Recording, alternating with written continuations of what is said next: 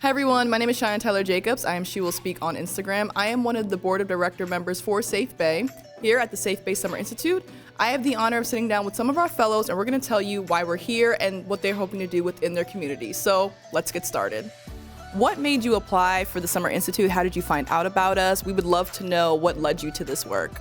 I found out about SafeBAE through a couple of my friends, one of whom is a survivor, and they were peer educators.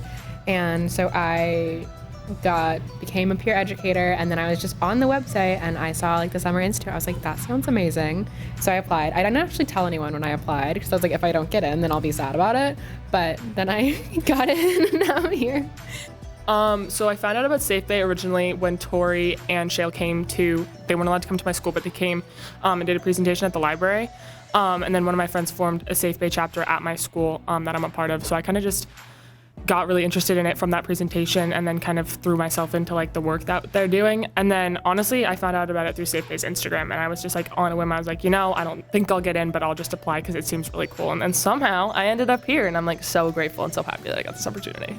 I found out about SafeBAE actually on a crisis services hotline, having a tough time, and they actually sent me the link to SafeBAE.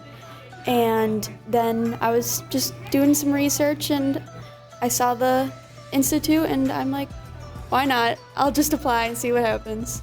And so what other work were you doing before the SafeBAE Summer Institute? So I've been working on trying to get a SafeBAE chapter at Yorktown, but my school's a little crazy in some ways. They're a little we want to keep this neat, so they're not going to do that anytime soon. Still working on that. But one of my friends had got sexually assaulted at my school, and they didn't do anything about it at all. We had been talking to administration, so I was like, you know what? I've dealt with this in the past, so I'm going to schedule a school walkout. I scheduled a school walkout, and we had around 500 people from my school, and then it kind of spread to all of the schools in my district, so it was kind of not just a school walkout, it was a district walkout. And so we're planning to do the same thing again, but that's been my main area. I have led protests and walkouts and multiple other, I've taken trainings and I lead the Civil Rights Club at my high school, and we do a lot of work related to sexual violence and civil rights, obviously. During quarantine, I was very Instagrammer kind of activist thing, so I did a lot of stuff for Black Lives Matter. I went to a couple protests. I've also done March for Our Lives, some abortion protests as well. So I'm very new to it, but I feel like now, since I'm getting older, I can expand my reach farther, and so I've been trying to get more into it. Well, I have a club at my school called Hawks for Change, and Hawks for Change it says in the name, it does a lot of things that changes the school. And we found out about SafeBAE through the documentary on Daisy. So when we talk about community in this work, right, with adults, even like myself, being here, giving you these presentations, what would you say to any adult that wants to get involved and wants to pass that torch to the youth? So how can we be involved by letting the youth lead? What does that look like for you? So I think really just acknowledging that minors, even though we are below 18, we can make our own choices regarding it and have our own paths of healing. I think honestly just listening to us. I think the biggest thing is opening your minds to accepting that, some things you say or do might be outdated or wrong, and kind of letting us pave the way for our own healing and our own activism, I guess, because we are the next generation of kids who is going to change things, and I think helping us in the ways that we need to be helped instead of trying to assume that what we need, kind of listen to us and what we need, is one of the main ways that you can help us. So I feel like it's a lot better for you guys to be hands-on when we need support about getting through to our people who are above us, so our administrators, our principals, our teachers. I feel like we really do need the adult support, but when it comes to actually doing it, I feel like adults need to take a little bit of a step back so we can share our firsthand experiences to be to actually talk to the administrators. I think it should be either high schoolers like us, and then you guys just help us get into those spaces. And add just beyond listening, because you get a lot of adults that are willing to hear you out, but it's a matter of like doing more than that and then taking our experiences that we're willing to share and then actively creating change, because we're here to share the student experience at our school, and when we communicate to administration, it's their job to make the change. So it's listening and then acting on what we share. I feel like the adults teach us what they have been taught. So I feel like it's sort of like ancestry. Your genes get passed down from one person to another. Well, your stories and what you are told gets passed down from one person to another, and no one really thinks about is it true or not, because they're already focused on their own things.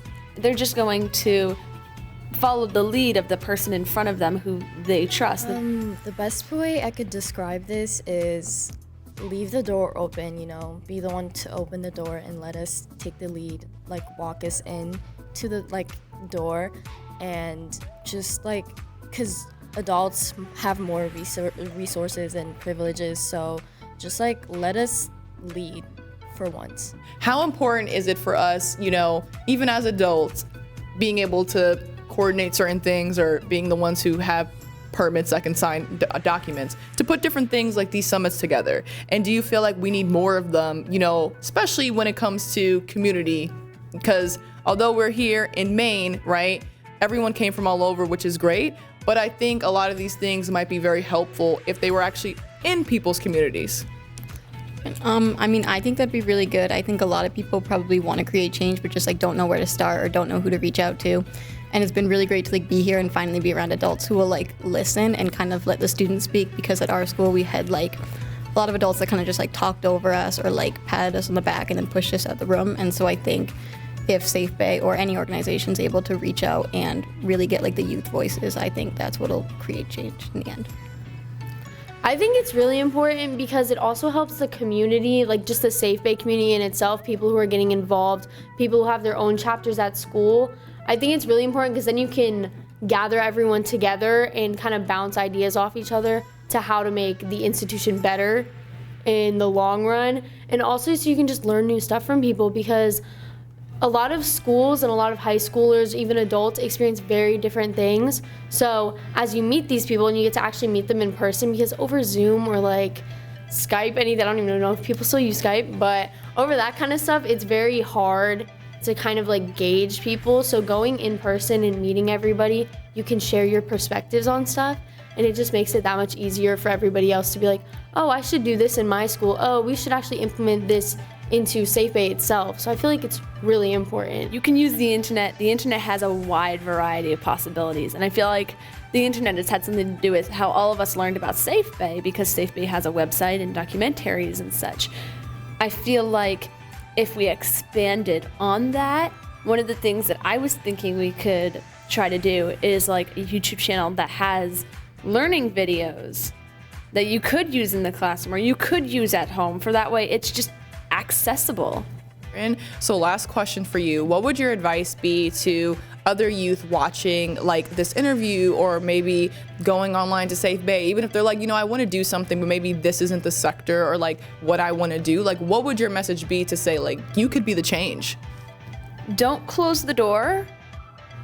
Open it and branch out into something new. If you want to advocate for something, do it. Do not worry about who is on your side. That will come with time. But if you feel like there needs to be a change in the world, go for it.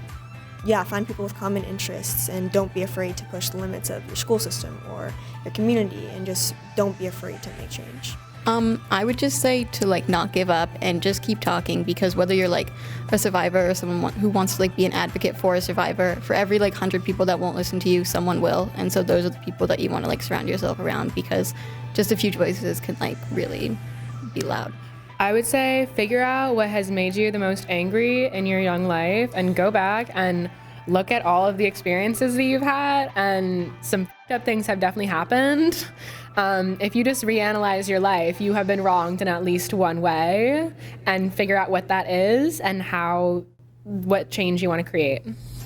When it comes to you being here at the SafeBAE Summit, what are you hoping to take back with you to your community, and what are you hoping to learn, especially as someone, kind of new in the space of sexual violence prevention? I definitely already am appreciating right here I'm getting a voice, at least to begin the work, and I'm going to take from this my info that I learned and continue to use my voice and hopefully be able to like go around in communities around me and just spread information like Title IX and prevention and response regarding sexual violence. But just a good understanding to where like I can share with other people what I know and be like, hey, you know, if you didn't know this, well, I know this, and you know, we can have that conversation back and forth and it's not look like a dull moment. And as like a young person who comes from a very white, straight, heteronormative, cisgender place, like it was so eye-opening just like come here and meet all these people with such diverse backgrounds and hearing their stories. And like kind of being motivated by what they've gone through to like really create change. I think just honestly listening to other people has been the best part, and like learning from everybody and like learning how I can become a better advocate and ally to people. Once again, I am Cheyenne Taylor Jacobs at She Will Speak, Board of Directors for SafeBAE, and that was our Summer Institute activist as well as our planning committee. I hope that you take this time to learn more about our organization, you donate, so next year we can do this again and again and again and do it a lot bigger. And most importantly, I hope that you take the time to learn about how you can be a resource in your community, and make sure you follow SafeBAE.